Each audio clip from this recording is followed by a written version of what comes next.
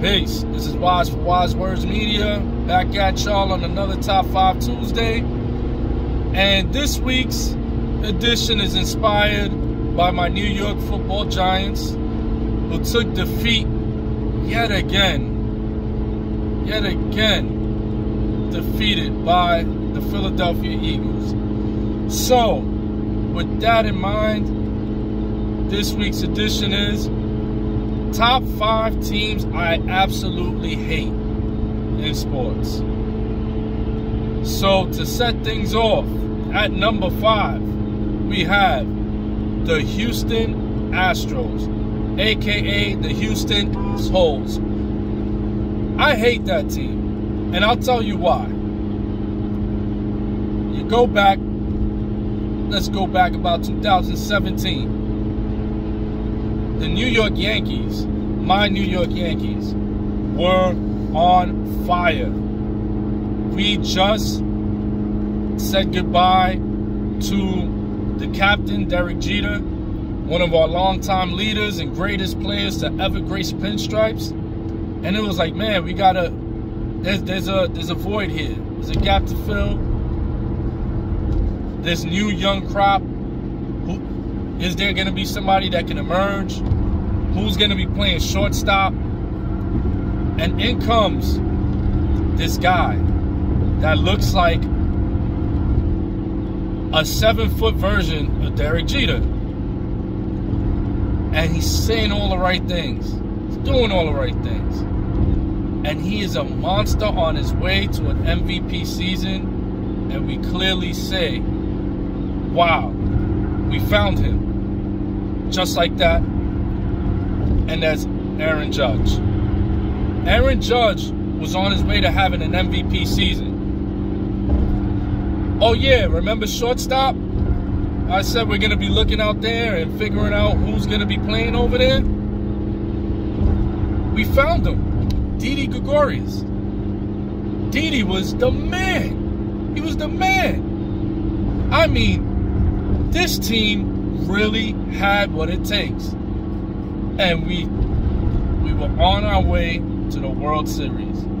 And then comes these dudes who were known, proven, after the point of course, but proven cheaters. Proven, not speculated, proven cheaters. So much so that the MLB suspended them. You know, they suspended, they fired the coach. Certain, you know, there was actions that were taken because it was conclusive that they cheated. And by doing so, they robbed us of one of the best teams that we had formed since '09 to have a championship.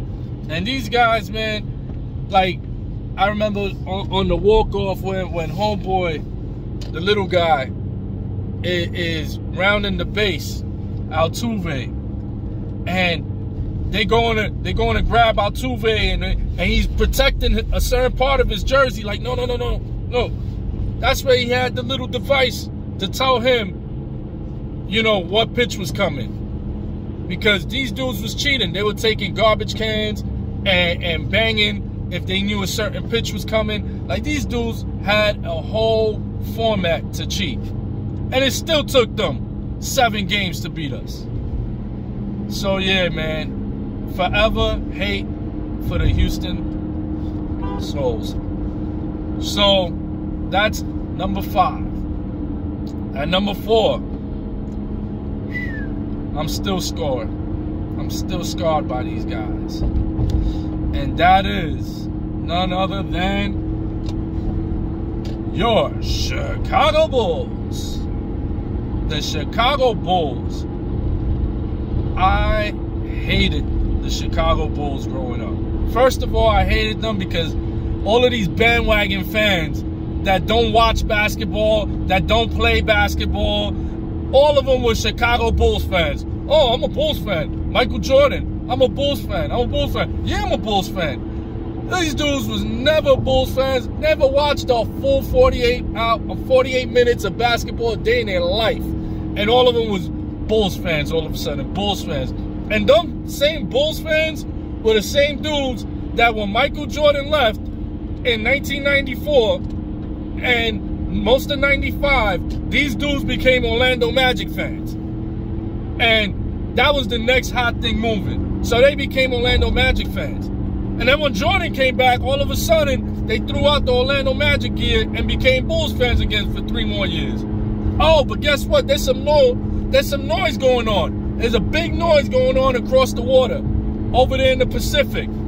Oh, Shaq's over there now. There's this young dude with an afro running through the league named Kobe Bryant. Oh, yeah, now they purple and gold. Yeah, you guys know who you are.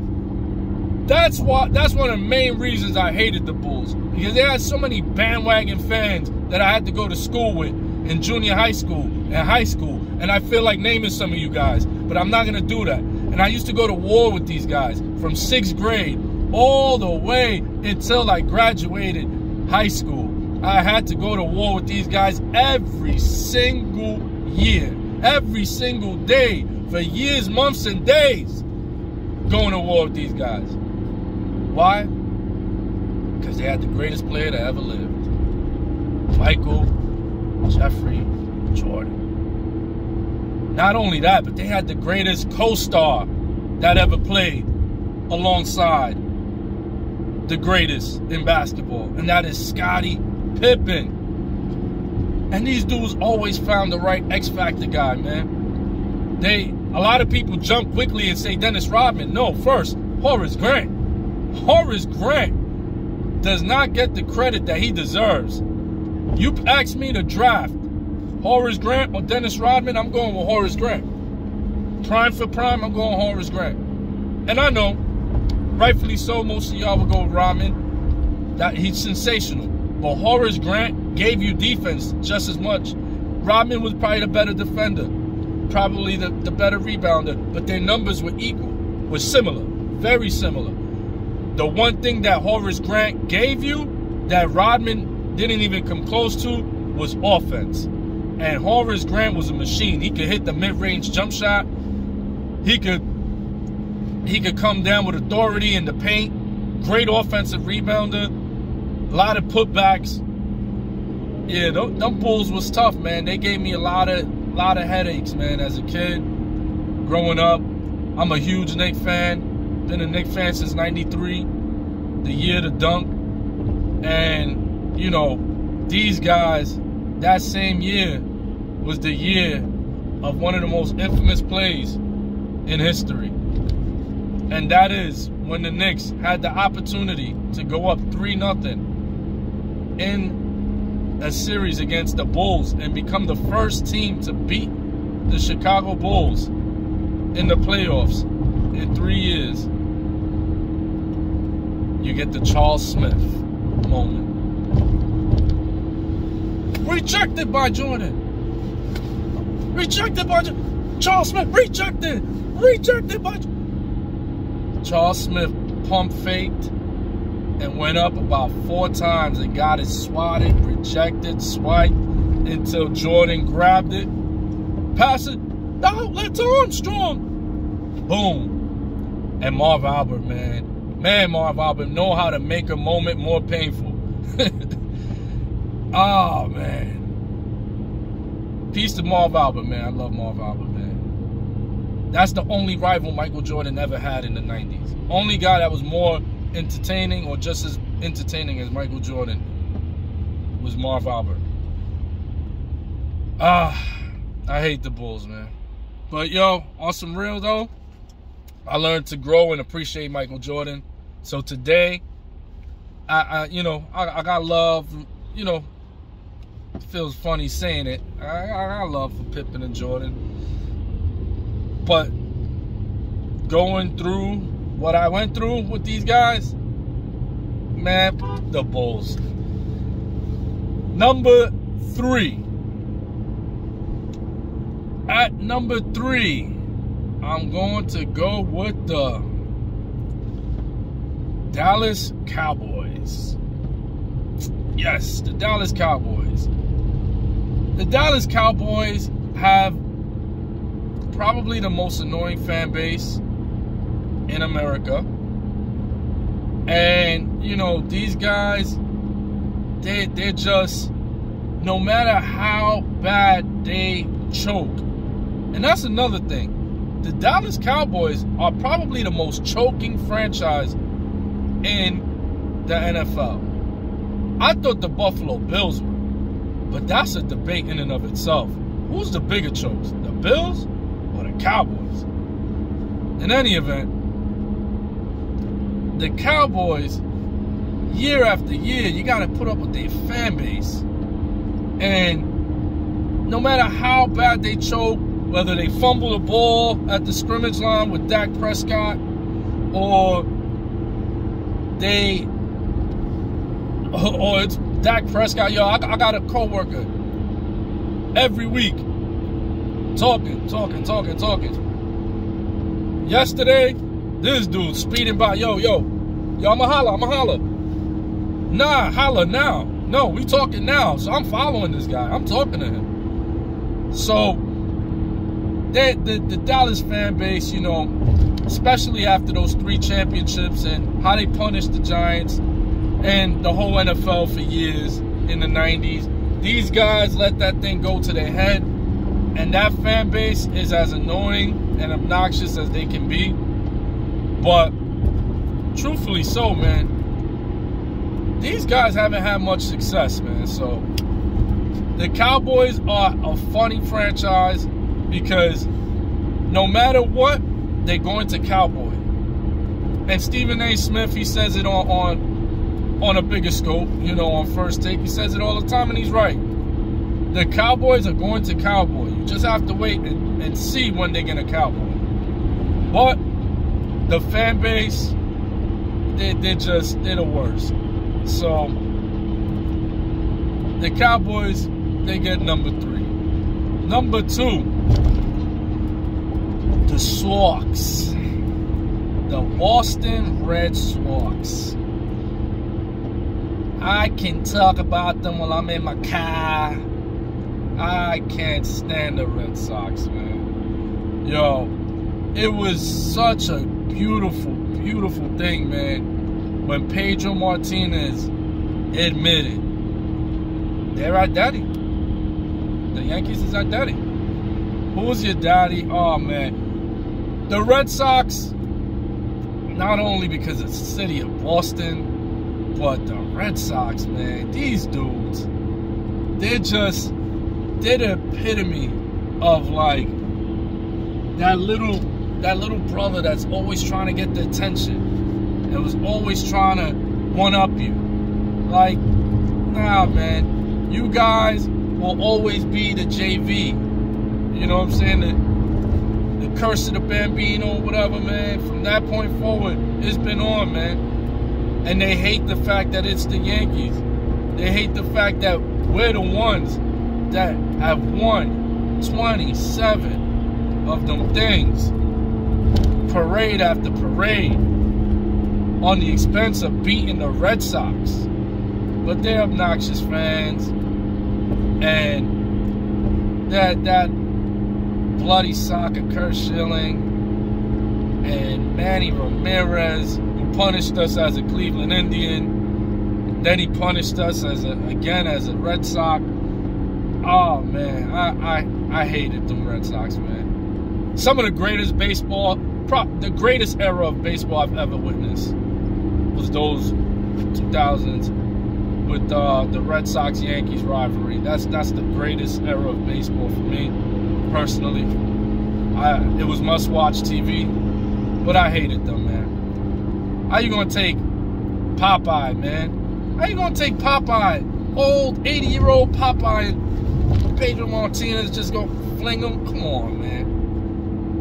Then gonna go tell Posada watch it. He said, no, I was telling him to think. Yeah, okay, you know what you meant. Watch your helmet. I hate the Red Sox, man. And number 1, with no further ado, I hate the Philadelphia Eagles. I hate them. I hate the Eagles. I cannot stand the Eagles. These guys, First of all, Philly, man. You know what I'm saying? These dudes, their fan base tries to be more obnoxious, more rougher than any fan base out there, man. They really try to do it, man. It's a disrespectful fan base.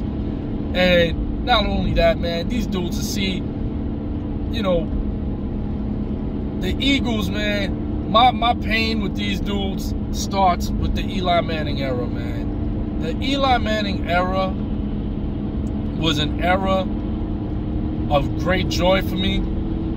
I witnessed 2 championships with Hall of Fame bound Eli Manning.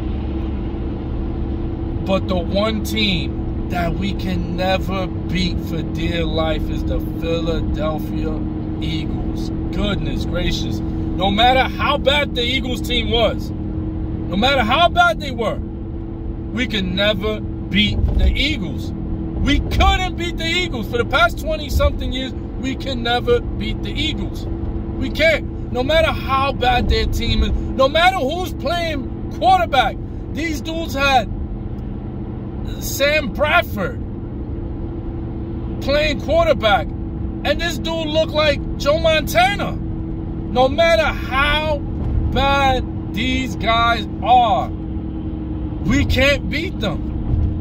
So now here we go. The Eli Manning chapter's done. Thank you, Eli. But now we're off to start a new chapter. We're about to start the Daniel Jones chapter. Danny Dimes. And it got off to a little rough start. But then, oh baby, Brian Daboll, Mike Kafka, Wink Martindale. Oh yeah, the cavalry came, man. We finally got Daniel Jones some good coaching. And you see the growth and development, rapid growth and development. Gotta be most improved player in the league. Not only that, we make the playoffs. Not only do we make the playoffs, we beat the Vikings on the road. Then what happens? We gotta go to Lincoln Financial. And we gotta go play the Eagles in Philly. But it don't matter, because we could play the Eagles in New York, and guess what happens? It happened a few weeks ago. We get destroyed. We got to find an answer to beat Philly. When we beat Philly, I'm going to celebrate like, I'm probably going to celebrate like the Red Sox when they finally beat the Yankees. Like, that's the type of celebration it merits. Because we can't beat these guys. For dear life, we can't beat the Eagles. But this is a new chapter, a new day. This is only the beginning of the Brian Daboll, Daniel Jones chapter. Only the beginning. So yeah, we're off to a familiar start, but it's only the beginning. This thing is going to change. We're going to rewrite history, not renew it. And we are going to now be the thorn on the side of the Eagles. And from this point forward, after this year, mark my word, we're going to get some weapons on the offensive end, and we will now correct that history. And we will be the thorn on the side of the Eagles. Mark my words. That's Wise Words Media. It's Top 5 Tuesday. Top 5 teams I hate. The Houston Astros. The Chicago Bulls. The Dallas Cowboys. The Boston Red Sox. And the Philadelphia Eagles. Let me know the top 5 teams in the comment section that you cannot stand and you hate and you love seeing them lose. Because, yeah, I'm going to celebrate this weekend, and I might even go live once San Fran beats the Eagles this weekend. Let's go, San Fran. I'm Wise for Wise Words Media. Peace.